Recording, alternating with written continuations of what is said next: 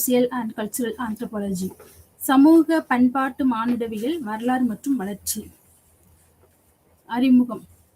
மானுடவியல் மனிதனை பற்றிய ஆய்வு என வரையறுக்கப்படுகிறது. மானுடவியல் மனிதனை பற்றிய ஆய்வு, மனிதனை பற்றிய எல்லா விதமான ஆய்வுகளும் செய்யப்படுகின்ற ஒரு வரையறைக்கு உட்படுத்தப்பட்டது. உலகெங்கிலும் உள்ள மனித சமூகங்கள் தங்கள் சமூகத்தையும் வாழ்க்கை முறைகளையும் எடுத்துக்கொண்டது. எந்த கேள்வியும் கேட்கப்படாத உண்மைக்காக எடுத்துக்கொள்ளப்பட்டது. சிலருக்கு இயல்பாகவே இருக்கும் கேள்விகள், சந்தேகங்கள் ஏற்கனவே இருக்கும் அண்டவியல் மற்றும் மத கோட்பாடுகள் மூலம் பதிலளிக்கப்படுகிறது.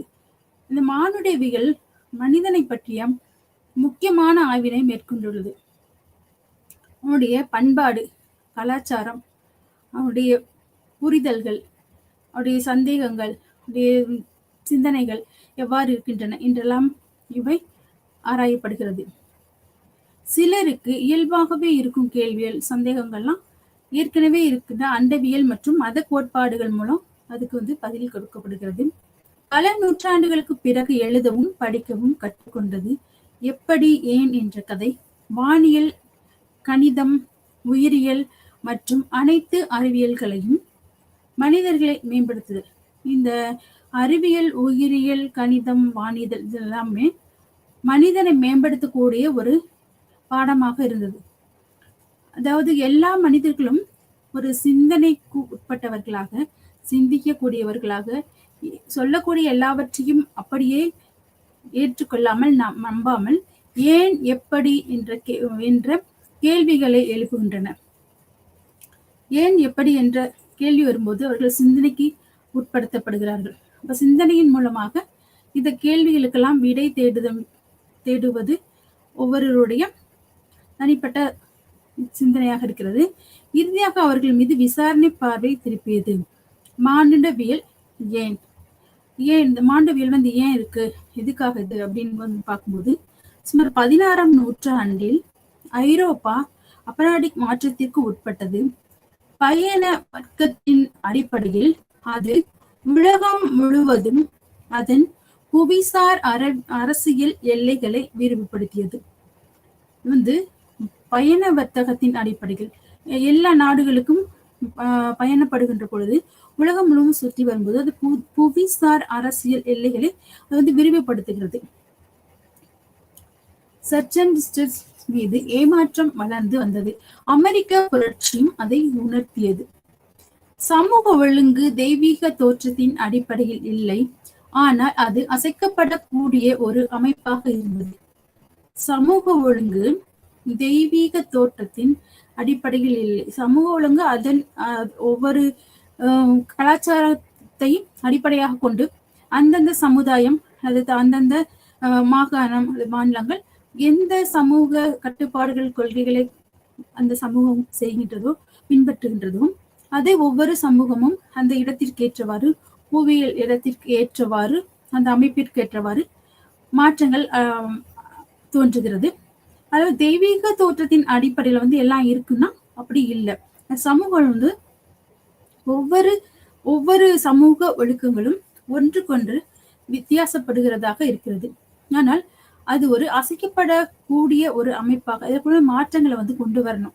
ஒரே மாதிரியாக இருக்காது. மனிதர்களுடைய இயல்பு, இயற்கை அவருடைய வாழக்கூடிய சூழ்நிலை, அதை பொறுத்துதான் அவர்களுடைய பழக்க வழக்கங்கள், வாழ்க்கை முறைகள் எல்லாம் இருக்கின்றது. மனித நடவடிக்கை மற்றும் ஏஜென்சி மூலம் அதன் வேர்கள் உலகின் மற்ற பகுதிகளுக்கும் வெளிப்பாடு சமூகங்களையும் மக்களையும் பல்வேறு வகைகளில் காணலாம் என்பதை ஐரோப்பியர்களுக்கு உணர்த்தியது. மனித நடவடிக்கை எல்லாமே அவனுடைய உலகில் உள்ள மற்ற பகுதிகளுக்கும் அது வெளிப்பாடு, சமூகம், மக்களுடைய மாற்றம், எல்லாத்துலயும் ஒரு மாற்றங்கள் நடந்து கொண்டேதான் இருக்கிறது. மனித நடவடிக்கைகள் இந்த சூழ்நிலைக்கு ஏற்றவாறு அல்லது அந்த இடத்திற்கு ஏற்றவாறு, அந்த மக்களின் பழக்க வழக்கங்களுக்கு ஏற்றவாறு மனிதனுடைய நடவடிக்கைகள், கொள்கைகள் எல்லாமே மாறிக்கொண்டே இருக்கின்றது. வடிவங்கள் உடல் வேறுபாடுகளின் அடிப்படையில் மட்டுமல்ல, அடிப்படையில் பழக்க வழக்கங்கள், வாழ்க்கை முறைகள் மற்றும் சிந்தனை, உயிரியல், பரிணாமத்தின் கோட்பாடுகள் பிரெஞ்சு சிந்தனையாளர்கள் மற்றும் ஸ்காட்டிஷ் அறிவியல் தத்துவ ஞானிகள் மனித சமூக பரிணாம வளர்ச்சி மற்றும் அவர்களின் கருதுகோள்களை உருவாக்கினர். உடல் வேறுபாடுகள் அடிப்படையில் மட்டும் இல்ல, வடிவங்கள் மட்டும் இல்ல, அடிப்படையில் பழக்க வழக்கங்கள், வாழ்க்கை முறை ஒரு மிகப்பெரிய இடத்தை அது பிடிச்சிருக்கு. எல்லா மக்களுடைய வாழ்க்கை தரமும் பழக்க வழக்கங்களும் இடத்திற்கு இடம், மாவட்டத்திற்கு மாவட்டம், மாநிலத்துக்கு மாநிலம், நாட்டிற்கு நாடு, கண்டத்திற்கு கண்டம் எல்லாமே ஒரு மாறக்கூடியதாகவும் அந்த நாட்டின் பழக்க வழக்கங்களை அங்குள்ள மக்கள் அதை பின்பற்றுகிறவர்களாக இருக்கிறார்கள். ஒரு இடத்தில் பிறந்து மற்றொரு இடத்தில் வாழும்போது எந்த இடத்தில் அவர்கள் வாழ்கிறார்களோ அந்த வாழ்க்கை முறைகள் அவர்களை சார்ந்து, அந்த வாழ்க்கை முறையை சார்ந்துதான் அவங்க வாழ்றாங்க. அவங்க அந்த இடத்த தனித்துவமாவோ அல்லது அவங்களை விட்டு தனித்தோ அவர்கள் வாழ முடிவதில்லை. வாழ்க்கை முறை அந்த இடத்தில் இருக்கிறவாறு அதற்கு ஏற்றவாறுதான் இந்த வாழ்க்கை முறை பழக்க வழக்கங்கள் அமைந்து வருகிறது. ஒரு தெய்வீக படைப்பை விட மனிதனாக சமுதாயமாக இருப்பதற்கான சாத்தியக்கூறு ஐரோப்பிய சிந்தனையாளர்கள் முயற்சித்ததை போலவே பிற கலாச்சாரங்களும் சமூக பரிணாம வளர்ச்சியின் கருத்துக்களை தூண்டின. ஐரோப்பிய சிந்தனையாளர்கள் தான் ஆரம்பத்துல இது மாதிரியான மனிதர்களை பற்றிய ஒரு ஆய்வினை மேற்கொண்டு அதை செயல்படுத்தி அதனுடைய என்னெல்லாம் அதனுடைய பிரிவுகள் இருக்கு, அதில் உட்கருத்துகள் என்ன எல்லாவற்றையும் ஒரு சிந்தனையின் மூலம் முயற்சிக்கிறாங்க, அதை தேடுறாங்க. ஆனா பிற்காலத்துல பிற கலாச்சாரங்களும் சமூக பரிணாம வளர்ச்சியின் கருத்துக்களையும் தூண்டுது. அப்போ டார்வின் கோட்பாடு இதெல்லாமே இதன் அடுத்த ஒரு கட்டத்துல இதெல்லாம் பேசப்படுகிறது. கலாச்சாரங்களின் பன்முகத்தன்மையை அவற்றின் சொந்த கடந்த காலத்துடன் இணைப்பதன் மூலம் விளக்கவும் ஆகஸ்ட் காம்டே தனது கோட்பாட்டின்படி மனித சமூகங்களின் நிலை பரிணாமத்தை உருவாக்கினார். கலாச்சாரங்களின் பன்முகத்தன்மையும் அவரின் சொந்த கடந்த காலத்துடன் இணைப்பதன் மூலம் விளக்கலாம். கலாச்சாரம் திடீர்னு ஒருத்தருக்கு இந்த கலாச்சாரம் தான் அப்படின்றதுல கலாச்சாரங்கள் காலத்திற்கு காலம் மாறுபட்டு கொண்டே வருகிறது. இந்தியர்களுக்கு என்று ஒரு கலாச்சாரம் உண்டு, இது ஐரோப்பியர்களுக்கு என்று ஒரு கலாச்சாரம் உண்டு, ஒவ்வொரு நாட்டிற்கும் ஒரு கலாச்சாரம் உண்டு, ஒவ்வொரு சமயத்திற்கும் ஒவ்வொரு மதத்திற்கும் ஒரு கலாச்சாரம் உண்டு. அந்த கலாச்சாரத்தை அந்த சமயத்தை சார்ந்தவர்களும் அந்த நாட்டினை சார்ந்தவர்களும் அந்த கலாச்சாரத்தை பின்பற்றுகின்றனர். அவர்களுக்கு அந்த கலாச்சாரத்தில் உடன்பாடு இருந்தாலும் இல்லாத சூழ்நிலையிலும் கூட சில கலாச்சார பழக்க வழக்கங்கள் பண்பாட்டு வழிகளில் அவர்கள் நடந்தாக வேண்டிய கட்டாயத்தில் இருக்கின்றனர். மேலும் யூக சிந்தனை இந்த கோடுகள் இறையியல், மெட்டாபிசிக்ஸ் மற்றும் பகுத்தறிவு ஐரோப்பியர்களின் யுகங்களில் உருவானது. சிந்தனை கோடுகள் இறையியல்லையும் சரி, மெட்டாபிசிக்ஸ்ல மற்றும் பகுத்தறிவு கோட்பாடு ஐரோப்பியர்களின் யுகங்களில் உருவாகிறது. பரிணாம அளவின் உச்சம் ஐரோப்பியர்கள் மற்ற மக்களை பார்த்த போது அவர்கள் திரும்பி பார்ப்பது போல கீழையும் பார்க்கிறார்கள் என்று நினைத்தார்கள். கீழே நாடுகளுக்கும் மேலை நாடுகளுக்குமே நிறைய மாற்றங்களும் வித்தியாசங்களும் வேறுபாடுகளும் உண்டு. எல்லா கலாச்சாரத்திலும் சரி, பழக்க வழக்கங்களையும் நிறைய வேறுபாடுகள் உண்டு.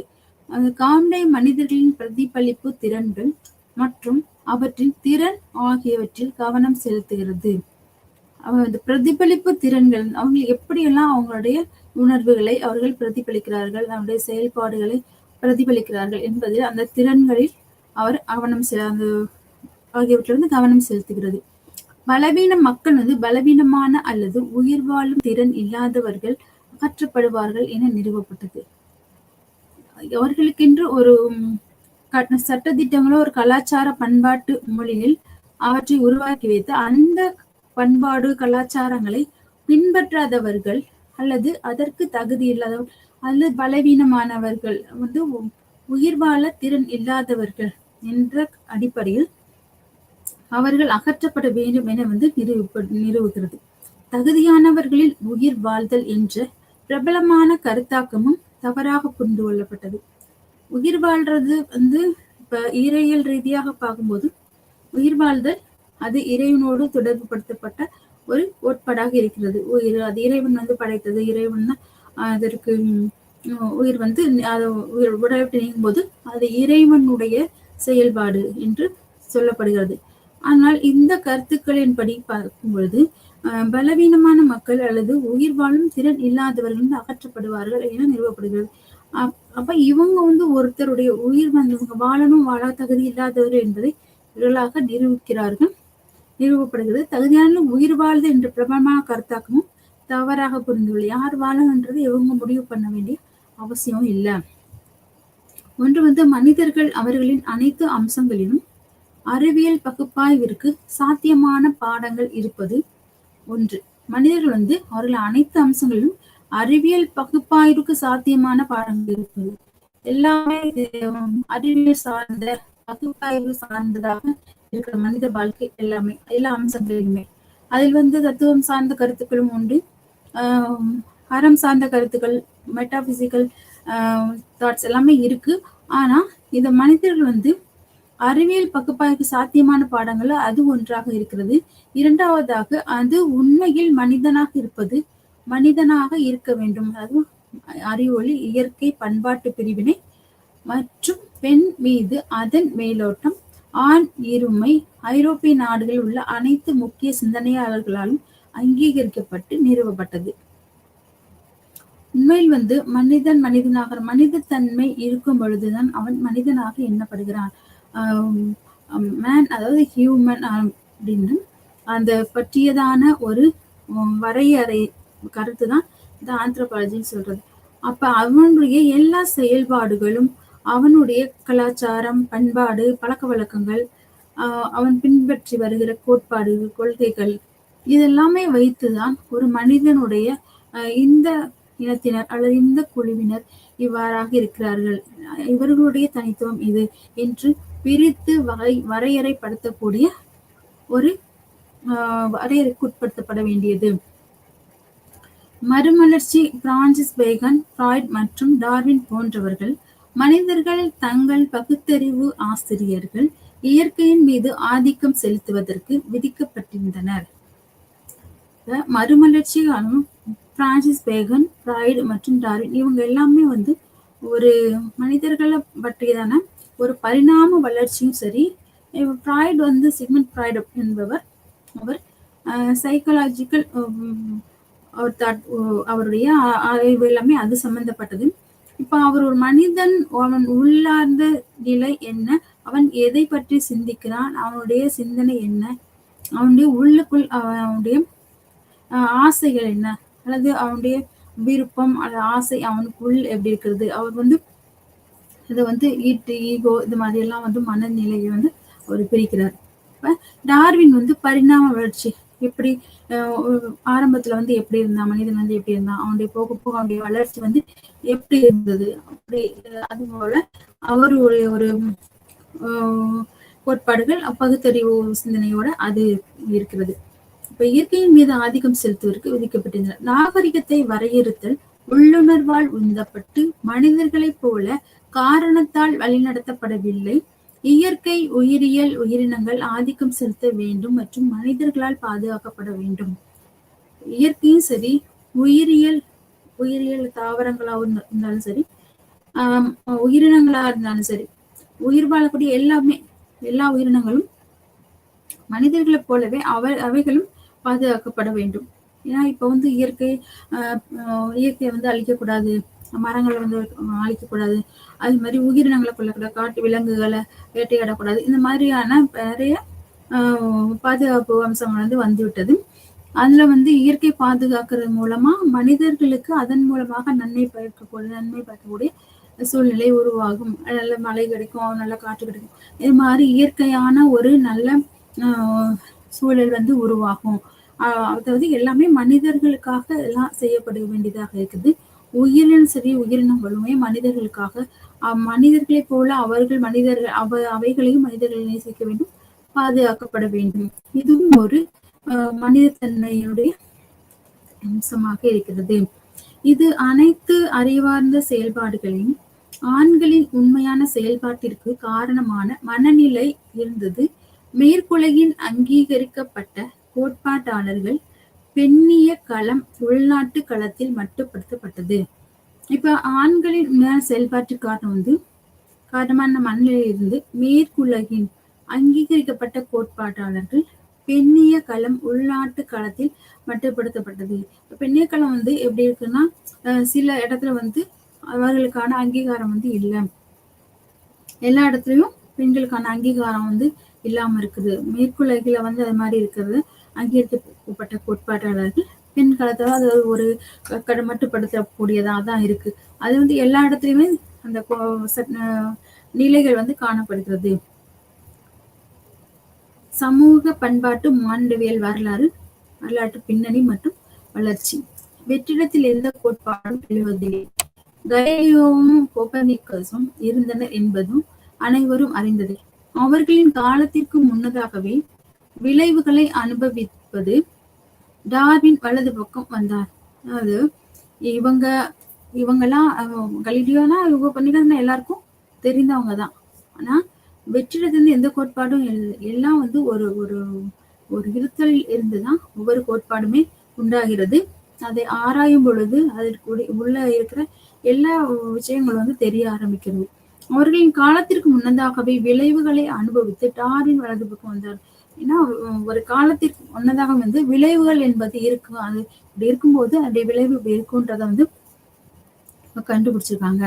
பைபிள் எழுதப்பட்டதை முற்றிலும் அசைத்து ஒரு கோட்பாட்டை முன்வைக்க வேண்டிய நேரம் இது. ஆதியாகும் பற்றி ஆனால் வளர்ச்சியின் காலம் ஆர்வத்துடன் ஏற்றுக்கொள்ளப்பட்டது. மானுடவியல் ஐரோப்பாவின் காலனித்துவ செயல்முறையின் உச்சத்தில் இருந்தது. உலகம் ஒப்பீட்டளவில் சமமான உறவு வர்த்தகத்தின் மூலம் நிறுவப்பட்டது. அரசியல் ஆதிக்கம் மற்றும் மொத்த சுரண்டல் ஆகியவற்றில் ஒன்றாக டிராட்மென் உள்ளது. அதாவது மக்களின் மானுடவியல் ஐரோப்பாவில் வந்து காலனித்துவ செயல்முறைகள் வந்து உச்சத்துல இருக்கு. இப்ப உலகம் வந்து ஒப்பீட்டுல சமமான உறவு எதன் மூலமான வர்த்தகத்தின் மூலமாக நிறுவப்பட்டது. இப்போ ஒரு நாட்டுக்கும் மற்றொரு நாட்டுக்கும் உள்ள தொடர்பு வந்து அந்த காலத்துல வந்து வர்த்தகத்தின் மூலமாக ஆரம்பித்தது. அதுவே பிற்காலத்துல வந்து ஒரு சுரண்டலுக்கு வழிவகுத்ததாக இருக்கிறது. ஐரோப்பிய நாடுகள் வந்து இந்தியாவை போன்ற கீழ் நாடுகளை வந்து ஒரு காலனி நாடுகளாக வைத்து அதில் உள்ள எல்லாவற்றையும் வந்து சுரண்டக்கூடிய ஒரு சூழ்நிலையில் இருந்தது. அப்ப அந்த சூழ்நிலை வந்து வர்த்தகத்தின் மூலமாக அப்ப இந்த நாட்டுல எவ்வளவு வளங்கள் வந்து இருக்கும்போது அதை எப்படி எடுக்கலாம் அப்படின்ற ஒரு சுரண்டல் யுக்தியை வந்து அவங்க கையாளுறாங்க. ஆங்கிலேயர்கள் இந்தியர்களை எப்படி மரியாதை நடத்தினார்கள் என்று விவரித்தார். அப்ப அந்த அந்த காலத்துல வந்து இது மாதிரியான ஒரு சுரண்டல் வந்து வர்த்தகத்தின் அடிப்படையில் வந்தவர்கள் இது மாதிரி செய்ய ஆரம்பிச்சாங்க. அப்ப இதன் மூலமாக நிறைய மாற்றங்கள் அது அந்த சூழ்நிலை அந்த பொருளாதார சூழ்நிலைகளை வீழ்ச்சியெல்லாம் அடைவதற்கு காரணமாக இருந்தது. சமத்துவம், மனிதநேயம் மற்றும் சுதந்திரம் பிரெஞ்சு மற்றும் இருந்து உருவான எண்ணங்கள். இது வந்து சமத்துவம் வந்து மனிதர்கள்ட்ட வந்து சமத்துவம் இருக்கணும், மனிதநேயம் இருக்கணும் மற்றும் சுதந்திரம் இருக்கணும் அப்படின்றது வந்து ஒரு முக்கிய கோட்பாடா கொள்கைகளா வச்சிருந்தாங்க. ஆனா அந்த சமத்துவம் வந்து இப்போ இருக்கா? பேச்சளவுல இருக்கு. ஆனா அது வந்து இருக்க வேண்டிய அவசியம். மனிதநேயம் வந்து உலகத்தில் மனிதன் அப்படி இருக்கு. மனிதன் இருந்தாலே அவனுக்குள்ள அந்த மனிதநேயம் என்பது கண்டிப்பாக இருந்தாக வேண்டும். மனிதநேயம் அற்றவர்கள் வந்து மனிதனாக கூட எண்ணப்படுவதில்லை. மனிதர்கள் வந்து ஒரு சுதந்திரம், ஒரு சுதந்திரமான மனிதனும் சுதந்திரம், ஒரு கட்டுப்பாட்டுக்குள்ள வந்து அவனுடைய சுதந்திரம் என்னவென்பதே அவனுக்கு தெரியாத, அதாவது அவனுடைய விருப்பமே நிறைவேறாம அவன் விருப்பம் இல்லாமலேயே சில விஷயங்களை செய்கிறதும் அவன் சில அவனுடைய விருப்பம் இல்லாமல் அவனை உட்படுத்துவது போன்ற காரியம் வந்து அதை சுதந்திரம் வைக்கிறது. ஒரு மனிதன் தான் என்ன நினைக்கிறானோ அவனுக்கு அதை அவன் செய்வதற்கு, மற்றவர்களை பாதிக்காத வகையில், அவன் மற்றவர்களுக்கு பாதிப்பை ஏற்படுத்தாத வகையில் அந்த செயலை அவன் செய்யும் பொழுது அவனுக்கு அந்த சுதந்திரம் உண்டு இருக்க வேண்டும். அதுதான் வந்து சுதந்திரம். அமெரிக்க புரட்சிகள் ஐரோப்பியர்கள் நாகரிகம் என்ற வலுவான நம்பிக்கை இருந்தது. அந்த நாகரிகம் வந்து மேலை நாடுகள் தான் அந்த நாகரிகம் வந்தது. ஆனா நம்ம இந்திய நாடுகளையும் நாகரிகம் வந்து வளர்ந்தது. சிந்து சமவெளி நாகரிகம், ஆரிய நாகரிகம் வந்து எல்லாமே இருந்தது. இதுல வந்து மேலை நாடுகள் வந்து உள்ள வந்த மாதிரி சொல்லப்படுகிறது. ஆனா இந்த அமெரிக்க புரட்சிகள் வந்து ஐரோப்பியர்கள் நாகரிகம் என்ற வலுவான நம்பிக்கை தான் இருந்தது. நீதி மற்றும் ஜனநாயகத்தின் மனித விழுமியங்களின் கேரியர்கள் ஒரு வெளிப்படையாக இருந்தது. நீதியும் ஜனநாயகத்தின் மனித விழுமியங்கள் அது ஒரு வெளிப்படையா இருக்கணும். நீதி வழங்குறதா இருக்கட்டும், அது பொதுமக்களுக்கும் பொதுவானதாக இருக்க வேண்டும். ஜனநாயகத்தில் அது ஒரு மனித விழுமியங்களின் கேரியர்கள் ஒரு வெளிப்படையாக தான் இருந்தது. இந்த நம்பிக்கைக்கும் இன படுகொலை நடவடிக்கைகளுக்கும் இடையிலான முரண்பாடு காலனித்துவம். இனப்படுகொலை என்பது அந்த மனிதத்தன்மையையும் மனித நேயத்தையும் அது அவமதிக்கிறதாக இருக்கிறது. சமத்துவம் இங்க இல்ல, சுதந்திரம் இல்ல.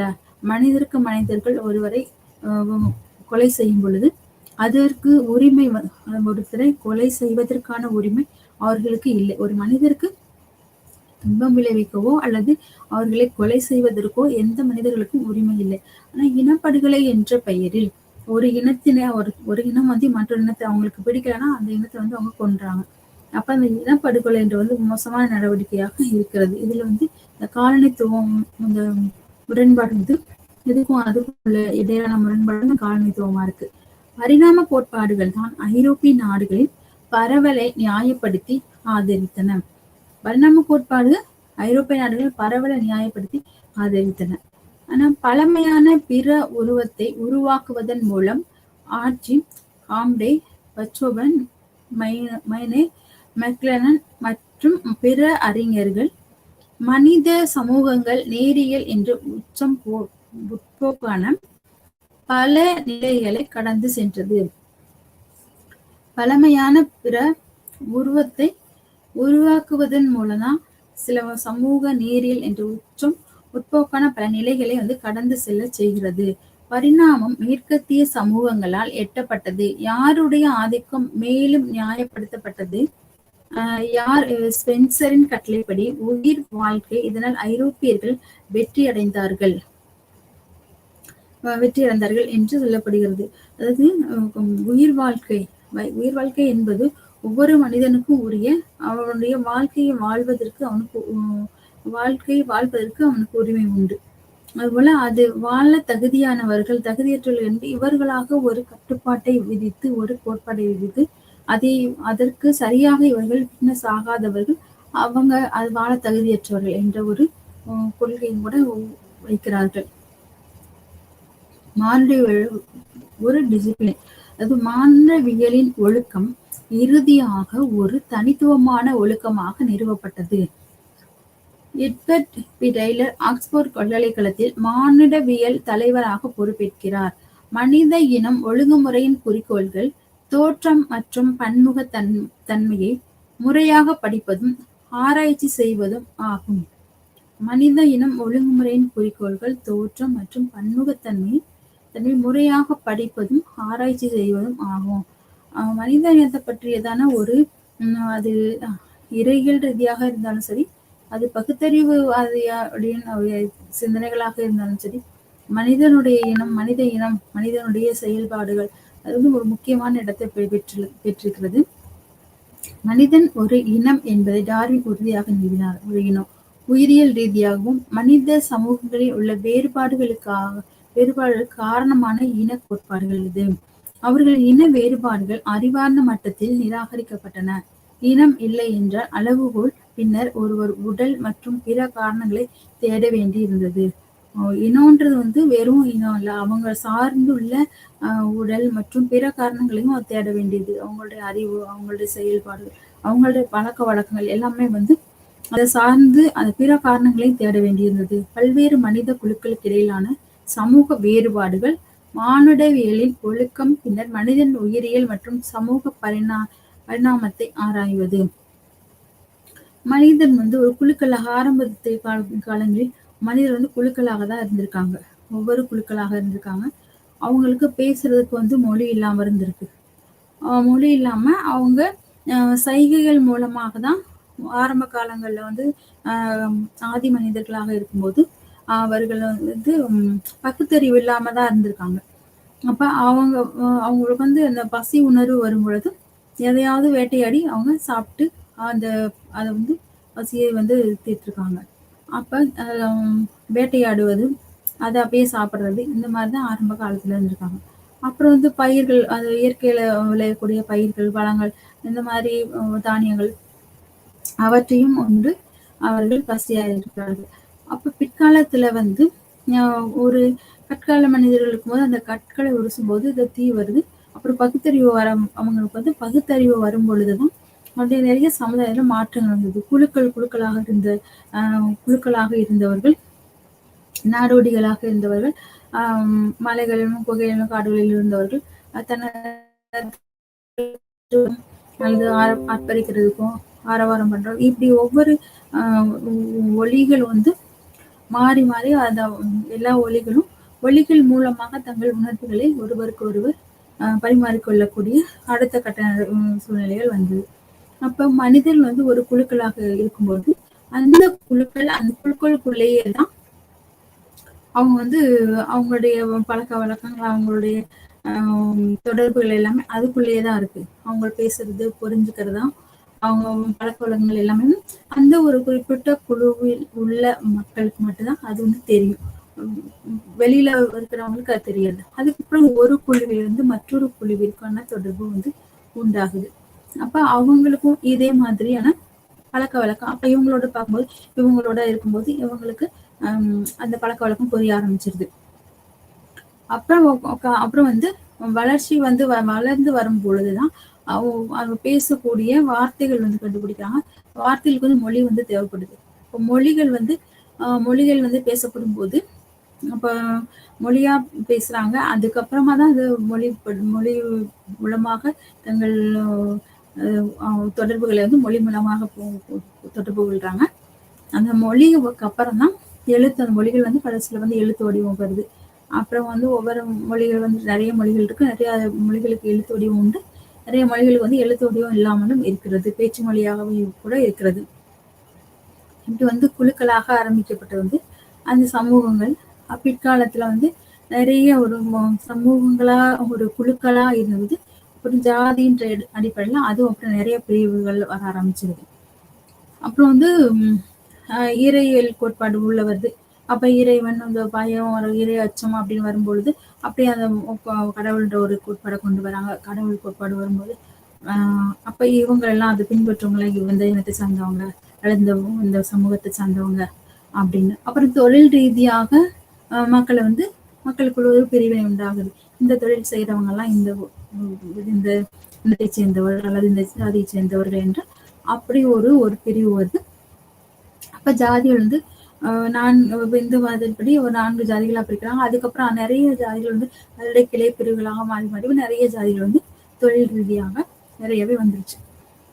அப்ப மாண்டவியல் ஒழுக்கம் வந்து இந்த ஒழுக்கங்கள் எல்லாமே வந்து ஒரு சமயம் சார்ந்ததாக சமய கோட்பாடுகளின் அடிப்படையில தான் அது வந்து கடைபிடிக்கப்பட்டு அது பின்பற்றி வரக்கூடிய சூழ்நிலை இருந்து வந்தது.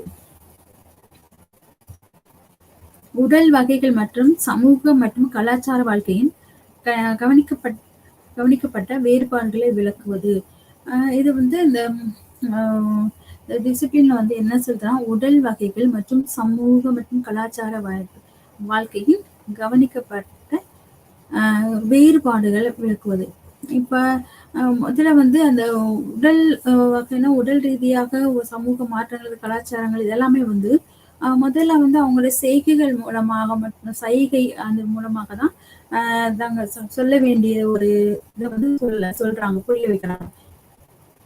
ஒரு ஆபத்து வரும்போது அவங்களுடைய சைகைகள் மூலமாக அந்த அந்த ஆபத்து வரப்போத வந்து மக்களுக்கு அந்த குழுக்களுக்கு உள்ள அடுத்தவர்களுக்கும் தெரியப்படுத்துவதற்கு அந்த சைகைகளை இவர்கள் பயன்படுத்துகிறார்கள் ஆரம்பத்தில். அப்ப அந்த சைகையும் அதுவே அவங்களுக்கு புரியுது. இப்ப இந்த சைகை செய்தா இது அர்த்தம் அப்படின்னு அவங்களுக்கு புரிய ஆரம்பிச்சிது. அப்ப ஒரு சந்தோஷமானா அதை ஆர்ப்பரிக்கிறது, வைக்கிறது, இது எல்லாமே அந்த கலாச்சாரங்கள் எல்லாம் வந்து கலாச்சாரத்துக்கு முந்தைய பிரிமிட்டிவ் கல்ச்சர்ல இருக்கும்போது அவங்க வந்து இந்த மாதிரிதான் இருக்காங்க. ஒரு உணர்வுகள் மூலமாக வெளிப்படுத்தக்கூடிய அவங்களுடைய கம்யூனிகேஷன் எல்லாமே அந்த ஒரு சைகையே ஒரு சைனா தான் இருக்குது. அப்ப அது வந்து ஒரு சிம்பிளா தான் அவங்க வந்து காட்டுறாங்க. அப்ப காலப்போக்குலதான் அப்புறம் வந்து அந்த ஒளி வடிவம் அது பெறுது. ஒளி மூலமாக அவர்களுக்கு அந்த உடல் அசைவுகளை பொறுத்து உடலுடைய அசைவுகளை பொறுத்து அந்த என்ன சொல்ல வராங்கன்ற விஷயத்த வந்து அவங்க புரிந்து கொள்றாங்க. உடல் அசைவு, மொழி அசைவு, இது எல்லாம் வந்து ஒரு முக்கியமான இதுல இருந்திருக்கு. இப்பவும் சில சிம்பிள் வந்து நம்ம எல்லாத்துலயும் பயன்படுத்துறாங்க, சிம்பிள்களை பயன்படுத்துறாங்க. அதே மாதிரி உடல் அசைவுகள், அந்த அசைவுகள் இது இதை செஞ்சா இதுதான் அது அர்த்தம் அப்படின்னு வந்து பேசாத வந்து நான் வெர்பல் கம்யூனிகேஷன்லாம் சொல்லும்போது அது இது மாதிரி இந்த வார்த்தை இல்லாம அந்த செய்கைகள், உடல் அசைவுகள் மூலமாக சில விஷயங்களை நம்ம செய்யறோம். அப்ப மனிதர்கள் வந்து மனிதர்களாக மாறிய காலத்தை தாண்டி உயிரியல் பரிணாமம் தேவைப்பட்டது, சமூகவியல் பரிணாமம் வேரூன்றியது. அப்போ வந்து பரிணாம வளர்ச்சியில வந்து உடல் ரீதியாகவும் சரி, சமூகங்களையும் நிறைய மாற்றங்கள் வந்து பரிணாம வளர்ச்சி வளர்ந்துகிட்டே தான் வந்துருச்சு. அப்ப நிறைய மாற்றங்கள் வந்து ஆதி காலத்துல இருந்த மனுஷனுக்கும் இப்ப கற்கால மனிதர்கள் அப்படியே அப்புறம் சிம்பு காலம், ஒவ்வொரு காலங்கள் வர வர வந்து அவருடைய பயன்பாடு, அவருடைய தேடல் வந்து அதிகமாயிடுச்சு. தேடல் அதிகமாக மனிதர்கள் வந்து அதிகரிக்க ஆரம்பித்தது. அவங்க தேடல் அதிகமாகும் போது அவங்க அடுத்தடுத்த அப்ப தேடி அவங்க அலையும் போதுதான் புதிய இடங்களை கண்டுபிடிக்கிறாங்க, இப்ப தீவுகளை கண்டுபிடிக்கிறாங்க. இப்படி எல்லா இடத்தையும் கண்டுபிடிச்சு நிறைய நாடுகள், இதழ் கலாச்சாரங்கள், அப்ப அங்க இருக்க வேண்டிய பொருட்கள் நமக்கு வேணும். அப்ப அது மூலமா ஒரு பொருளாதார ரீதியா அந்த அவங்களுக்குள்ள ஒரு தொடர்பு உண்டாகுது. ரீதியான ஒரு வாணிப முயற்சிகள் எல்லாம் வந்து வர்த்தக ரீதியான தொடர்புகள் வந்து வேற நாடுகள்ல வேற இனம் குழுக்களோட தொடர்புபடுத்துறாங்க. அப்போ வந்து ஆரம்பத்துல வந்து பண்டமாற்று முறையில தான். அப்ப இவங்களுக்கு தேவையான பொருள் இவர்களிடத்துல இருக்கிற பொருளை வேறவங்களுக்கு கொடுக்கறது, வேறவங்கள்ட்ட இருக்கிற பொருளை வந்து இவங்க வாங்கிக்கிறது பண்டமாற்று முறையில இருக்கு. அப்ப பண்டத்திற்கு பண்டமாக மாற்றி இப்ப பணம் வந்து கொடுத்து வாங்குறது போல இந்த காலங்கள்ல பண்டமாற்று முறையில இவங்களுக்கு தேவையான பொருள் அவங்கள்ட்ட இருந்தும், அவங்களுக்கு தேவையான பொருளை இவங்கள்ட்ட தான் வாங்கிக்கிற அந்த பண்டமாற்று முறை நடைமுறையில் இருந்து வந்தது. பேலியோ ஆந்த்ரோபாலஜி அல்லது புதை படிவ எச்சங்கள் பற்றிய ஆய்வு வந்து மனிதர்கள் மற்றும் மனிதனுக்கு முந்தைய ஹோமினிட்ஸ்கள் மற்றும் பிரைமாட்டாலஜி அல்லது நடத்தை பற்றிய ஆய்வு மற்றும் உயர் விலங்குகளில் உடலியல் சமூக பரிணாமம் மறுபடியும் ஆய்வு செய்யப்படவில்லை. அப்போ வந்து மனிதர்கள் பற்றியதான நிறைய ஆய்வுகள், ஆராய்ச்சிகள் வந்து நடைபெற்றது. அப்போ வந்து இந்த புதை வடிவ எச்சங்கள், அது மாதிரியான பேலியோ அண்ட் ஆந்த்ரோபாலஜி இந்த மாதிரியான நிறைய இந்த வடிவங்கள் ஆய்வுகள் வந்து மேற்கொள்ளப்பட்டது. அவற்றின் வரலாற்றுக்கு முந்தைய எச்சங்கள் மற்றும் தொல்பொருள் வேர்கள் ஆனால் தற்போதுள்ள மனிதனாகவும் கருதப்படுகிறது. இப்ப இந்த தொல்பொருள் ஆராய்ச்சி எல்லாம் கண்டுபிடிக்கும் போது அப்ப மனிதர்கள் வந்து முன்னாடி எப்படி எல்லாம் வாழ்ந்திருக்காங்க, அவங்களுடைய எந்த இதெல்லாம் பயன்படுத்தியிருக்காங்க, எதன் மூலம் எதை உருவாக்கியிருக்காங்க. அப்ப அந்த பொருட்கள்லாம் பார்க்கும்போது இப்ப நடைமுறையில இல்லாத பொருட்களா இருக்கலாம், இப்ப புழக்கத்தில் இல்லாத பொருட்களாக இருக்கலாம். ஆனா அப்ப இருந்த புதைப்பொருள் வந்து பல நூற்றாண்டுகளுக்கு முன்னதாகவே அவைகளெல்லாம் புழக்கத்தில் இருந்தது. அதுபோல வேற நாடுகளில் உள்ள பொருட்கள் வந்து மற்றொரு நாடுகளில் வந்து காணப்படுகிறது. அப்ப அப்படி பார்க்கும்போது அப்ப அந்த நாட்டிற்கும் இந்த நாட்டிற்கும் ஆரம்பத்திலேயே தொடர்பு, வர்த்தக ரீதியான தொடர்பு இருந்திருக்கு அப்படின்றதெல்லாம் வந்து இந்த தொல்பொருள் ஆராய்ச்சி மூலமெல்லாம் கண்டுபிடிச்சிருக்காங்க. இப்போ தொல்பொருள் ஆராய்ச்சி, அந்த அகழ்வாராய்ச்சி எல்லாம் கண்டுபிடிக்கும் போது அதுல இந்த அகழ்வாராய்ச்சியில மேற்கு வங்காளத்தில் உள்ள அந்த பாசி மணிகள்லாம் இருக்கும். அது அந்த கற்கள் போன்ற அந்த விலை உயர்ந்த கற்களா இருக்கும். இப்ப அந்த நாடுகள்ல வந்து காணப்படுகிற கிடைக்கின்ற அந்த பொருட்கள் வந்து இந்த தொல்பொருள் ஆராய்ச்சி, அகழ்வாராய்ச்சியில வந்து கண்டுபிடிக்கப்பட்டிருக்கு. அது மாதிரி காசு, அந்த பழைய நாணயங்கள், தோல் நாணயம், அந்த இரும்பு செம்பு நாணயங்கள் இதெல்லாமே வந்து கண்டுபிடிக்கப்பட்டிருக்கு. அதெல்லாம் அப்பனா இதெல்லாம் எப்படி இங்க வந்துச்சு அப்படிங்கும்போது அங்கிருந்து வர்த்தக ரீதியான தொடர்பு வந்து இங்க இருந்திருக்கு. தமிழ்நாட்டுக்கும் மேற்கு வங்காளத்துக்கும் தொடர்பு இருந்திருக்கு, வர்த்தக ரீதியான தொடர்பு இருந்திருக்கு. அப்ப அது மாதிரி வந்து துணிகளுக்கெல்லாம் சாயம் படிக்கிற அந்த ஒரு அமைப்பு வடிவங்கள்லாம் வந்து இங்க இருந்திருக்கு. ஒவ்வொரு தொட்டியா இருக்கு. அந்த தொட்டியில வந்து ஒவ்வொரு தொட்டியும் சாயங்களை கலக்கி அதை பிடிச்சு துணிகளுக்கு அல்லது நூல்களுக்கு வந்து சாயம் காய்ச்சுவது, அது போன்ற தொழில்கள்லாம் வந்து இங்க நடந்திருக்கு. அப்ப இதெல்லாம் வந்து இந்த மாதிரி தொழில்கள்லாம் எங்க போகுது, எங்க இருக்கு, புழக்கத்துல இருக்கு. அப்ப அங்க இருந்து இங்கேக்கும் தொடர்பான வாணிக தொடர்பு வந்து இருந்திருக்கு அப்படின்றதெல்லாம் வந்து கண்டுபிடிக்கிறாங்க. அது மாதிரி பெருமக்கள் தாலி, அது மாதிரி முதுமக்கள் தாலி எல்லாம் இருந்தது. அதெல்லாம் வந்து கண்டுபிடிக்கப்பட்டது. இப்ப ஆரிய நாகரிகத்துல எல்லாம் நிறைய கண்டுபிடிப்புகளா இருந்து ஹரப்பா மொஹஞ்சதாரோலாம் கண்டுபிடிக்கும் போது நிறைய வந்து பழைய சிவனுடைய படங்கள் அந்த இதெல்லாம் இருந்துச்சு. நம்ம கண்டுபிடிச்சோம்னா கண்டுபிடிச்சிருக்காங்க. அப்ப நமக்கு தெரியும். அந்த மாதிரி நிறைய கண்டுபிடிப்புகள் வந்து இருக்கும்போது அப்ப அவங்க சிவனை வந்து அவங்க வழிபட்டிருக்காங்க அந்த காலத்துல. அந்த ஆரிய கலாச்சாரத்துல வந்து அந்த வீடு அப்பயே வந்து அந்த நாகரிகம் வளர்ந்துருக்கு. அந்த நாகரிகத்துல வந்து அப்ப செங்கல்லாம் கட்டடம்லாம் கட்டியிருக்காங்க. அப்ப வீடு அதோட ஒரு வீடு வந்து எப்படியெல்லாம் இருக்கணுமோ அந்த அமைப்புப்படி இருக்குது. தண்ணீர் வந்து தேவையில்லாத தண்ணீர்லாம் எப்படி இருந்து வெளியே கடத்துக்குது அதுக்கான இடம். அப்ப அந்த ஊரவே தாண்டி ஒரு அடியில வந்து ஒரு பைப் மாதிரி போட்டு அந்த தண்ணியில வெளியே கடத்துறது ஊர் சுத்தமா இருக்கு. அப்ப அப்ப வீடுகள்லாம் சுத்தமா இருக்கு. அந்த மாதிரி நிறைய அப்பவே அந்த பழங்காலத்திலயும் நிறைய நாகரிகத்தை வந்து அவங்க பயன்படுத்தி தான் நிறைய செயல்பாடுகள் நடந்திருக்கு.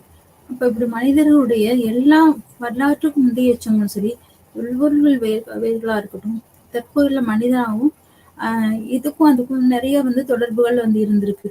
அப்ப அந்த கலாச்சாரம்ன்றது பண்பாடு எல்லாமே வந்து ஆரம்ப காலங்கள்ல இருந்தே இருந்திருக்கு. அதனுடைய ஒரு எச்சமாகவும் தொடர்பாகவும் அதுல மிச்சங்களா தான் நமக்கு இப்போ வந்து அதை நம்ம பின்பற்றி வருகணும். இப்ப இருக்கும்போது இதுவே வந்து புதிய புதிய கலாச்சாரங்களை போல புதிய பரிணாமத்தை பெற்று வந்து கொண்டிருக்கிறது.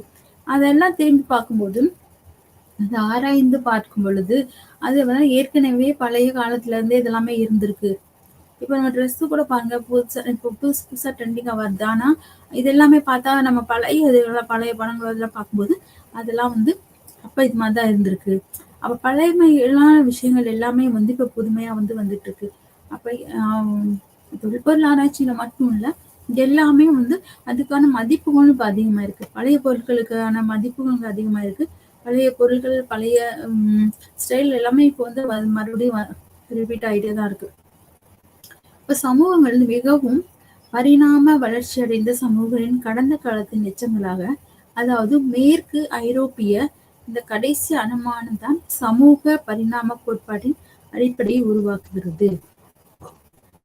மேற்கத்திய கலாச்சாரம் வந்து இப்ப வந்து கலாச்சாரங்கள் வந்து கொஞ்சம் கொஞ்சம் மாற்றங்கள் அடையுது. இப்ப இந்த நாட்டுல உள்ள கலாச்சாரங்கள் வந்து இந்த நாட்டுல உள்ளவங்க வேற நாட்டுக்கு போறாங்கன்னா இவங்களுடைய கலாச்சாரத்தை அங்க கொண்டு போய் பரப்புறாங்க.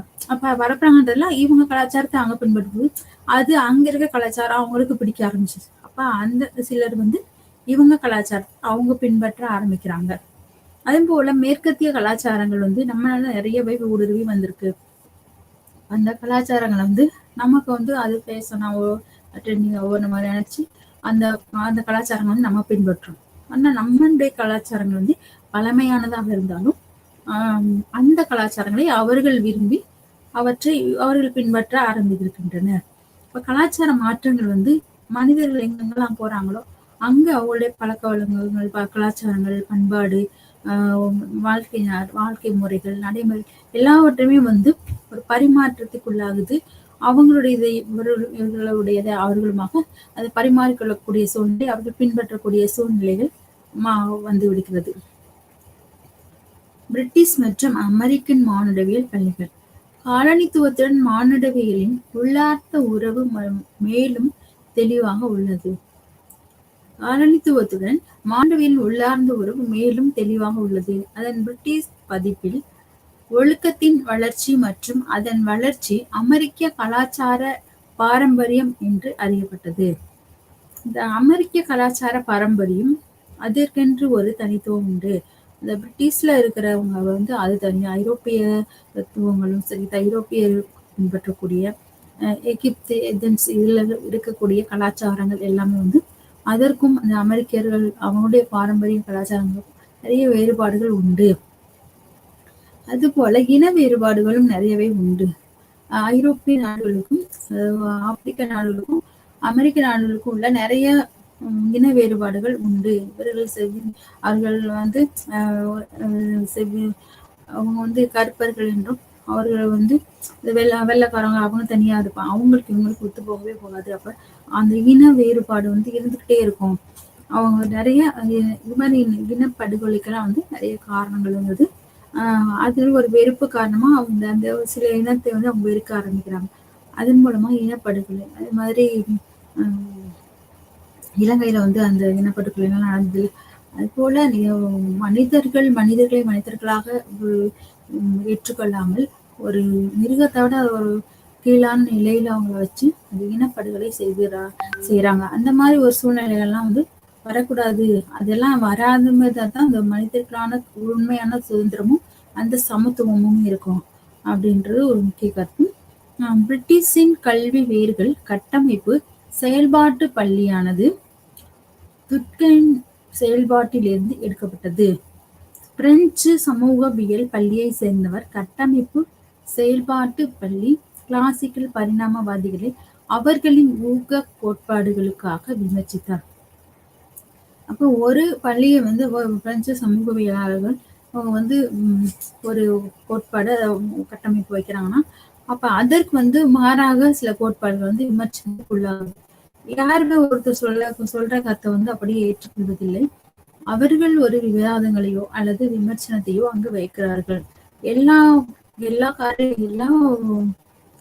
ஒரு கருத்துக்களுக்குமே எதிர்கருத்தும் வாதங்களும் விமர்சனங்களும் எப்பொழுதும் தோன்றுவதுண்டு. அதாவது தத்துவவியலாளர்கள் எல்லாருமே வந்து அது மாதிரியான விமர்சனங்களை வந்து வைத்துக்கொண்டே போவார்கள். அதாவது ஒருத்தர் கருத்தை ஒருத்தர் அப்படியே ஏற்றுக்க மாட்டாங்க. ஒருத்தர் கருத்து கொஞ்சம் ஒத்து போவாங்க, இன்னொரு கருத்துக்கு வந்து முற்றிலுமாக அதை எதிர்க்கிறவர்களாக இருப்பார்கள்.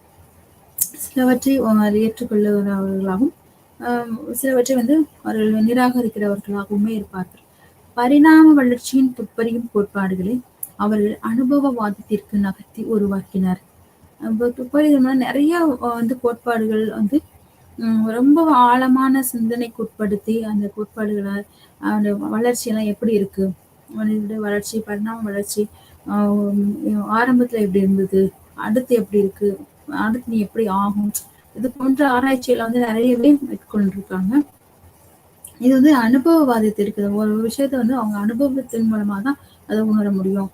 திடீர்னு சொல்றதை கேட்டாலும் சில விஷயங்களை வந்து அப்படியே ஏற்றுக்கொள்ள முடியாது. அதை அனுபவிப்பதன் மூலமாக தான் அதனுடைய உண்மை நிலை என்னவென்று அவர்கள் புரிந்து கொள்ள முடியும். இப்போ அனுபவவாதத்திற்கு நகர்த்தி உருவாக்கினர். அவர் வந்து அந்த அடுத்த காலகட்டத்துக்கு அவர்கள் நகர்த்தி கொண்டு செல்கிறார்கள். இன்று மாண்டவியலின் அடையாளமாக மாறியுள்ள கள ஆய்வு முறை கட்டமைப்பு செயல்பாட்டு பள்ளி ஒவ்வொரு சமுதாயத்திற்கும் ஒரு அமைப்பு உள்ளது என்று நம்பியது.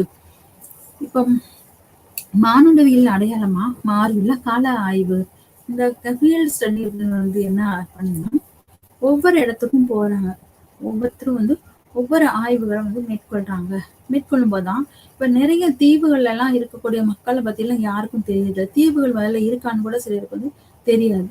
இப்ப நிறைய தீவுகள்லாம் இருந்துச்சு. அப்ப ஒவ்வொருத்தரும் இப்படி போய் கண்டுபிடிக்கும் போதும் அந்த தீவுகள் இருக்கும்போது அப்ப அவங்களுக்கும் அந்த வெளி உலகத்திற்குமான தொடர்பு வந்து அறவே இல்லாமல்லாம் இருக்கு. அப்ப அவங்க வந்து என்ன மாதிரியான கலாச்சாரங்களை அவங்க பின்பற்றுறாங்க, அவங்க எப்படி உணவெல்லாம் சாப்பிடுறாங்க, உடை எப்படி அணிகிறாங்க, இப்படி அடிப்படையான தேவைகள்லாம் என்ன, எந்த அளவுக்கு அறிவுபூர்வமா இருக்காங்க, அது என்ன அவங்க தெரிஞ்சிருக்காங்க, இப்படி எல்லாம் வந்து என்ன மொழி பேசுறாங்க, இப்படி நிறைய ஆய்வுகளை வந்து கள ஆய்வுகள் மேற்கொள்ளப்பட்டது.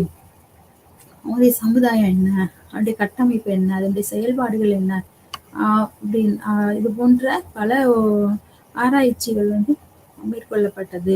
அப்பதான் ஒவ்வொரு சமுதாயத்தை பத்தியும் ஒரு சமூகத்தை பத்தியும் வெளியே வந்து அவங்களை பற்றிதான அறிவு வந்து எல்லாருக்கும் தெரிய ஆரம்பிச்சது. சமூக உறவுகள் வடிவம் மற்றும் இந்த கட்டமைப்பின் ஒவ்வொரு பகுதிக்கும் ஒரு செயல்பாட்டு தர்க்கம் உள்ளது. இப்போ ஒரு சமூகம் இருக்குன்னா அந்த சமூகத்தினுடைய எல்லா கலாச்சார பண்பாட்டு வடிவங்களுக்கும் வேறு ஒரு சமூகத்திற்கும் நிறைய வந்து மாற்றங்களும் வேறுபாடுகளும் இருக்கு. ஒரு சமூகத்தினுடைய நம்பிக்கை வந்து இப்போ ஒரு சமூகம் வந்து கடவுள் இருக்குன்னு நம்புறாங்க, அதே ஒரு சமூகம் வந்து கடவுளே இல்லை அப்படின்னு நம்பக்கூடிய சமூகங்களும் உண்டு. எல்லாருமே மனிதர்கள் தான், ஆனா மனிதர்களுக்குள்ள வந்து நிறையவே வேறுபாடுகள் வந்து உண்டு. அது வந்து சமய ரீதியா, இன ரீதியா, மொழி ரீதியா, உணர்வுகள் ரீதியாகவும் அவங்க இருக்கக்கூடிய இட அமைப்பு, இருக்கக்கூடிய நாடு அல்லது எந்த கண்டத்துல இருக்கும், இப்ப பல காரியங்கள்ல வந்து நிறைய மாற்றங்களும் வேறுபாடுகளும் வித்தியாசங்களும் உண்டு. பிரிட்டிஷ்க்கும் அமெரிக்காவுக்குமே நிறைய வித்தியாசம் இருக்கு. இவங்களும் எல்லாருமே எல்லாரும் மனிதர்கள் தான். ஆனா நிறைய மாற்றங்கள். இவங்களுடைய பாரம்பரியம் வேற, அவங்களுடைய பாரம்பரிய கலாச்சாரம் வந்து வேற. அப்ப இவங்களுக்கு உள்ளதுக்கு இவங்க வந்து சரின்னு சொல்ற ஒரு விஷயம் வந்து அவங்களுக்கு தவறாக தோன்றலாம். அவங்களுக்கு சரின்னு தோன்ற ஒரு விஷயம் வந்து அவங்களுக்கு தவறாக தோன்றலாம். இப்போ ஒரு சமய ரீதியாக, மத ரீதியாக சில சில வந்து எப்படின்னா ஒரு சமயங்களே வந்து ஒரு மதத்தை வந்து அவங்க வந்து அரசாங்க மதமாக வைப்பார்கள். இந்த அரசாங்கம்னா அப்ப அந்த அரசாங்கத்துக்கு இந்த மதம் தான் சொந்தம். அந்த சொந்தமான அந்த மதத்தை வந்து யாரெல்லாம் அந்த மதத்திற்கு சொந்தமானவர்களோ அல்லது அதை பின்பற்றுகிறவர்களோ அவங்க மட்டும்தான் அந்த மதத்திற்கு சொந்தக்காரங்க. மத்த யாரும் வந்து அந்த மதத்திலேயோ அந்த நாட்டிலேயோ அவங்களுக்கு வந்து அனுமதி இல்லை. அதை வந்து சொந்தமாக்கிக்க முடியாது. அதே போல அவர்கள் அந்த கோட்பாடுகளையோ அல்லது சட்டதிட்டங்களையோ மீறும் பொழுது அவர்களுக்கு அங்கு இடமில்லை. அந்த நாட்டிலையும் சரி அந்த மக்களுடைய ஒரு ஒற்றுமையை அவங்க கூட அவங்க இருக்க முடியாது. அவங்க நிராகரிச்சிருவாங்க. ஆனா சில அமெரிக்க போன்ற நாட்டுல வந்து சமயங்கள் வேறையா இருக்கும், மதங்கள் வேறையா. சமயம் மதம் அது தனியா இருக்கும், அரசாங்கம் தனியா இருக்கும். அரசாங்கம் வந்து பொதுவா இருக்கும். அதுல வந்து வாழ்ற மக்கள் வந்து எந்த சமயத்தை அவர்கள் பின்பற்றுகிறார்களோ அது ஒவ்வொருத்தவங்களும் ஒவ்வொரு சமயங்களும் அது மதத்தை வந்து அவங்க பின்பற்றுவாங்க. அப்ப அது போல அவர்களுடைய கலாச்சாரம் பண்பாடு எல்லாமே வந்து மாறி இருக்கும். அது நிறைய மாற்றங்கள் வந்து அவங்களுக்கும் இவங்களுக்கும் இருக்கும். வரலாற்று தனித்துவம் வந்து என்பது பரவலான பொதுமைப்படுத்துதலின் கோட்பாடு அல்ல. ஆனால் கலாச்சாரத்தின் மீது வரலாற்றின் விளைபொருளாக பார்க்கப்பட்டது. அதாவது வரலாற்று தனித்துவம் என்பது பரவலான பொதுமைப்படுத்தல்களின் கோட்பாடு அல்ல. ஆனால் கலாச்சாரத்தின் மீது வரலாற்றின் விளைபொருளாக பார்க்கப்பட்டது. இது எல்லாம் தனித்துவம், வரலாறு தனித்துவம் வந்து பொதுமைப்படுத்துறது இல்லை. ஒவ்வொன்றுக்கும் ஒரு வரலாறு இருக்கு, ஒவ்வொன்றுக்கும் ஒரு தனித்துவம் இருக்கு. ஒவ்வொரு நாட்டுடைய வரலாறும் ஒவ்வொரு கலாச்சாரத்தின் ஒவ்வொரு சமூகத்திற்கும் ஒரு வரலாறு உண்டு. அதற்கான அதனுடைய வளர்ச்சி வந்து அந்த வளர்ச்சிகளே நிறைய மாற்றம் இருக்கும். சில கலாச்சாரமும் சில சமயங்களும் வந்து நல்ல வளர்ச்சி அடைந்திருக்கும், நிறைய பரவி இருக்கும், நிறைய பேர் அதை பின்பற்றுவாங்க. ஆனா சிலது வந்து நாளுக்கு நலிவடைந்து அதை பின்பற்றுகிறவர்கள் குறைந்து கொண்டு போவார்கள். பின்பற்றக்கூடிய இடங்கள் வந்து குறைய ஆரம்பிக்கும். இது போன்ற சூழ்நிலைகள் எல்லாம் நிறைய உண்டு. குறிப்பிட்ட சுற்றுச்சூழல் நிலைகளில் அமைந்துள்ளது மற்றும் இயற்கைக்கு உகந்த குறிப்பிட்ட மனப்பான்மை கொண்டவர்களால் கொண்டு செல்லப்பட்டது. இப்ப இயற்கை என்பது வந்து அது ஒரு பொதுவானது. அது சுற்றுச்சூழல் இயற்கை தான் வந்து அது வந்து காப்பாற்றப்பட வேண்டியது. அது வந்து பொறுப்பாக அதுக்கு வந்து முக்கியத்துவப்படுத்தணும், அதை காப்பாற்ற வேண்டியது. ஆனா இப்ப குறிப்பிட்ட சூழ்நிலையில வந்து இயற்கை வந்து எல்லாமே பாதுகாக்கப்படணும். அதுக்கு நிறைய சட்டத்திட்டங்கள் இருக்கு. இயற்கையா இருக்கட்டும், உயிரினங்களா இருக்கட்டும், அதுக்கு நிறைய சட்டத்திட்டங்கள் இருக்கு. அதை பாதுகாக்கணும். அது எப்படி ஒரு குழந்தை மாதிரி எப்படி பாதுகாக்கிறாங்களோ அது போல அந்த இயற்கையும் சரி, இயற்கையும் சரி, உயிரினங்களும் சரி, அதெல்லாம் வந்து காப்பாற்றப்பட வேண்டியது. அவர்கள் சுமந்து வந்த கலாச்சாரம் வேறு. வார்த்தைகள் கூறுவதானால் போவாசும் அவரை பின்பற்றுவதும் கட்டுப்படுத்தப்படவில்லை. கட்டமைப்பு செயல்பாட்டாளர்களை போன்ற சமூகத்தின் களத்திற்கு தாங்களே கலாச்சாரத்தின் தன்மையை விளக்க வரலாறு, உளவியல் மற்றும் சூழலை பார்த்தார்கள். வரலாறு வந்து இந்த கலாச்சாரத்து வரலாறு வந்து உளவியல் சார்ந்ததாகவும் இருக்கு. இப்ப வந்து சிக்மண்ட் ஃப்ராய்ட்லாம் வந்து இந்த உளவியல் ரீதியாக வந்து ஒரு விஷயத்த வந்து சொல்லக்கூடியவங்க. மனிதர்கள்லாம் அது இப்படிதான் இருப்பாங்க. அப்புறம் அவங்களுடைய உள்ளார்ந்த சிந்தனைகள், அவங்களுடைய எண்ணங்கள்லாம் எப்படி இருக்கும், அதுக்கு வந்து நிறையவே ஒரு விளக்கங்கள்லாம் அவர் கொடுத்துருக்காரு. அது வந்து அவன் நிறைவேறாத கனவுகள் பற்றி நிறைய பேசியிருக்காரு. அப்ப அவங்களுடைய நிறைவேறாத ஆசைகள் தான் வந்து கனவா வரும் அப்படின்ற மாதிரி எல்லாம் அவர் சொல்லியிருப்பாரு. அப்ப ஈகோ அப்படின்ற அந்த ஆழ்நிலை உணர்வு வந்து அது சொல்லுமா. அப்ப வந்து அதாவது இது எதை பொறுத்து இருக்குன்னா, ஒரு சமுதாயம் இருக்கு அல்லது ஒரு சமயம் இருக்கு. ஒரு சமயத்தை பின்பற்றக்கூடிய ஒரு சமூகம் இருக்கும்போது அந்த சமூகத்திற்கு சில கட்டுப்பாடுகள், சில விதிமுறைகள் உண்டு. ஆனா ஒரு மனிதன் ஒரு தனித்துவமா அவனை எடுத்துக்கிட்டோம்னா அவனுக்கு என்று சில வெறுப்புகள் உண்டு. இப்ப அவனுக்காக தோன்றக்கூடிய ஒரு செயலை வந்து அவன் அப்படியே செய்ய முடியாது. ஏன்னா சமூக கட்டுப்பாடு இருக்கு, சமய கட்டுப்பாடுகள்லாம் இருக்கு. அப்ப ஒரு எண்ணம் வந்து எப்படி இருக்குன்னா, ஒரு மனுஷன் வந்து அவன் இருக்கானா எனக்கு இதை செய்யணும்னு தோணுது அப்படின்னு சொல்லும்போது அதை செய்யணும். ஒரு மனசுக்கு சாதாரணமா இருக்கிற ஒரு மனசு கேட்டா இது எனக்கு பிடிக்குது. அப்ப உள் மனசு வந்து அப்ப அந்த நடுநிலையா ஆழ் மனசு இருக்கும், நடுநிலையா ஒரு மனசு இருக்கும். அப்ப அது என்ன செய்யும், இப்போ ஒருத்தருடைய பொருளை போய் ஒருத்தர் எடுக்கணும் அப்படின்னு நினைக்கும் போது எனக்கு வேணும் அப்படின்னு ஆசைப்படும், அந்த பொருள் எடுக்கணும். அப்ப இவன் சொன்ன இது அடுத்த பொருளை வந்து எடுக்கிறது தவறு, அதை நீ எடுக்கக்கூடாது அப்படின்னு அது சொல்லும். அது ஆழ் மனசு வந்து நீ நினைச்சதை செய்யணும், நீ அதை எடு. அதாவது நல்லதுக்கும் கெட்டதுக்கும் இடையில ஒன்று இருக்கும், அதை வந்து சமநிலைப்படுத்தக்கூடியது. அப்ப ஒருத்தருடைய பொருளை எடுக்கணும்னா நீ கேட்டு அதை வாங்கு, அதை நீ எடுக்காத, திருடாத. அப்ப இந்த எண்ணம் வந்து எது வருதுன்னா, இது வந்து ஒரு இந்த சமூகத்தின் ஒரு கட்டுப்பாடு அல்லது ஒரு சமய ரீதியான கட்டுப்பாட்டை வைத்து அவன் அந்த முடிவு எடுக்கிறான். இது சரி தவறுன்னு எதை வச்சு சொல்றோம்? அப்ப இந்த சமயம் சார்ந்த அந்த கோட்பாடுகள், அதாவது அந்த பண்பாடு, கலாச்சாரம் பாரம்பரியமாக வரக்கூடியது. அப்ப இவர் அதை வந்து அவன் செய்யக்கூடிய நிறைய செஞ்சா அது தவறாயிடும். அப்ப அந்த தவறுகள் வந்து செய்யக்கூடாது இருக்கும்போது அந்த தவறு அவன் நிறைவேறாத அந்த ஆசை அவன் வந்து அது கனவா மாறி கனவுகளை வந்து அதை செயல் அவன் செய்யற மாதிரி ஒரு, அதாவது நிறைய செய்யற மாதிரி இருக்கும். சில வந்து ஒரு மாதிரியாக தோன்றக்கூடிய செயல்களை செய்வதாகவும் இருக்கும். அப்பொழுது அவன் ஆசை வந்து நிறைவேறுகிறது என்று அவர் கூறுவார். அப்ப அந்த கலாச்சாரம் பண்பாடு என்பது வந்து அவர்களாக செய்ய நினைப்பது வந்து ஒரு கட்டுப்பாட்டுகள் வைத்து, ஒரு கட்டமைப்புகள் வைத்து, இது இப்படிதான் செய்யணும், இது மாதிரி இப்ப செய்யக்கூடாது, இப்ப இந்த சமூக ரீதியாக அல்லது இந்த குறிப்பிட்ட அந்த சமூக ரீதியாகவும் அல்லது அந்த குறிப்பிட்ட பண்பாடு கலாச்சாரம் வந்து இப்படிதான் செய்யணும், இது வந்து தவறு, இது சரி என்ற ஒரு கட்டமைப்பு செயல்பாட்டை அவர்கள் வைத்திருக்கின்றனர். அப்ப இந்த போவாசின் புத்தகமான the mind of the primitive man, அறிவாற்றல் பற்றிய ஒரு ஆய்வு மற்றும் அவர் ஜெர்மானிய பள்ளியின் கெஸ்டால்ட் சைக்காலஜியால் தாக்கம் பெற்றது. அப்போ வந்து இந்த பிரிமிட்டிவ் மேன் வந்து எப்படி இருக்கு, அவன் மைண்ட் எப்படி இருக்கு, அவனுக்கு வந்து அப்ப எதுவுமே நல்லது எது கெட்டது எது அப்ப தெரியாது. அவன் வந்து அவன் என்ன தோணுதோ அதை செஞ்சுட்டு அவன் அப்படி இருப்பான். இப்ப நல்லது கெட்டது என்பது ஒரு சமயங்கள் இதெல்லாம் வரும்போது, அந்த பகுத்தறிவு வரும்போது மனிதனுக்கு வந்து பகுத்தறிவு வருது. அப்ப எது நல்லதா கெட்டதா அப்படி சிந்திக்க ஆரம்பிக்கிறான். அப்ப சமயங்கள் வரும்போது ஒரு கட்டுப்பாட்டுக்குள்ள அவங்கள வைக்கணும், ஒரு கட்டமைப்புக்குள்ள வைக்கணும். இல்லைன்னா தாறுமாறாயும் எல்லாம் அவங்க இஷ்டப்படி எல்லாம் செய்ய ஆரம்பிச்சிருவோம். அப்ப அந்த கட்டுப்பாடும் ஒரு இதுவும் வைக்கும் பொழுது அதற்கென்று ஒரு ஒரு அச்சம் இருக்கணும், இது மேலேயாவது ஒரு அச்சம் இருக்கணும். அப்ப அந்த அச்சம் இருக்கும்போது அது பயம் இருக்கும்போது அதை வந்து செய்யாம இருப்பாங்க. அது செய்யக்கூடாதுன்ற ஒரு விஷயத்த செய்யக்கூடாதுன்னா அது பயம் தான் செய்யாம இருப்பாங்க. அப்ப அந்த அரசியல் சமய ரீதியா வந்து சில கட்டுப்பாடுகளையும் கட்டமைப்புகளையும் வைக்கிறார்கள். அப்ப வைக்கும்போதுதான் அப்ப இரையச்சம் என்ற ஒரு கருத்தாக்கம் வருது.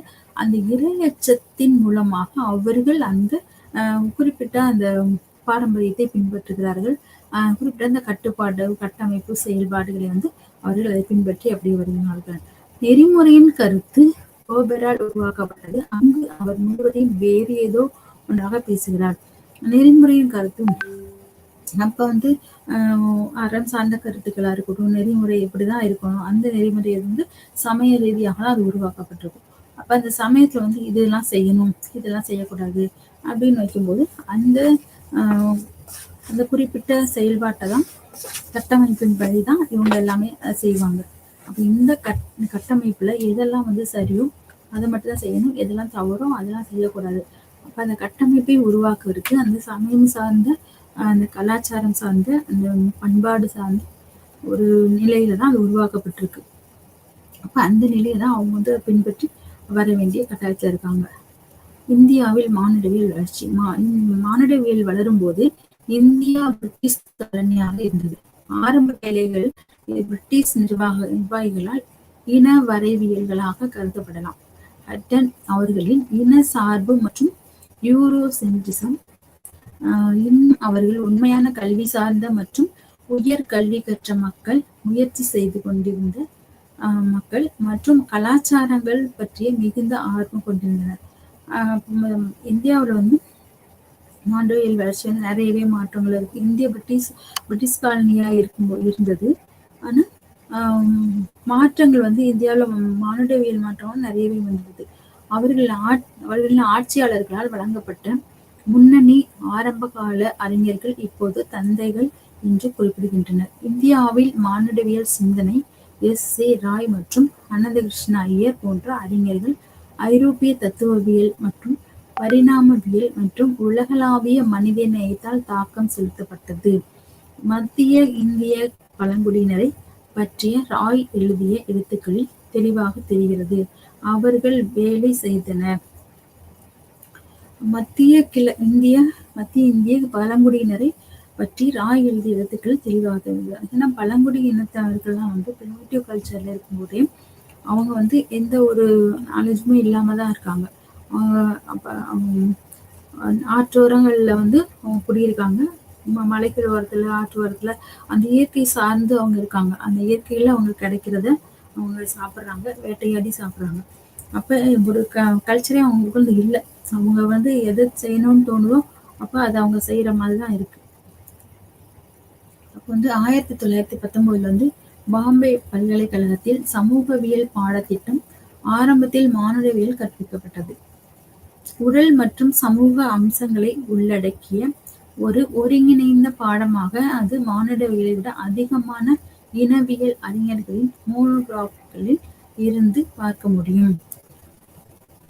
எஸ்.ஏ. ராய் மற்றும் என்.கே. போஸ் போன்றவர்கள் கூட சமூகத்தின் அனைத்து அம்சங்களையும் உள்ளடக்கியவர்கள். அவர்களின் விளக்கத்தில் மானுடவியல் என்று அழைக்கப்பட்ட ஆரம்ப வேலை பெரும்பாலும் சேகரிப்பு ஆகும். மானுடவியல்ல வந்து ஆரம்பத்துல வந்து மனிதர்களை பற்றியதான அவங்களை பற்றியதான என்ன கருத்துக்களும் சரி, அவங்களுடைய பழக்க வழக்கங்கள், அவங்க பின்பற்றக்கூடிய கோட்பாடுகள் என்னன்னு நிறைய வந்து அதை பற்றியதான நிறைய சேகரிக்கிறாங்க. சேகரிச்சு அதை வந்து ஆய்வுகள்லாம் மேற்கொள்றதுக்கு நிறைய அவங்க பற்றியான தகவல்களை அவங்க சேகரிக்கிறாங்க. இதுல பரிணாமவாதியின் கீழ் பழங்குடியினர் மற்றும் அல்லது பழமையானவர்கள் அவர்கள் அப்போது அறியப்பட்டவர்கள் பற்றிய தரவு வாழ்க்கையின் இந்த வழிகள் மறைந்துவிடும் என்று அனுமானம். இந்த தொகுக்கப்பட்ட வேலை எச்.எஸ். ரிஸ்லியால் தொடங்கப்பட்டது.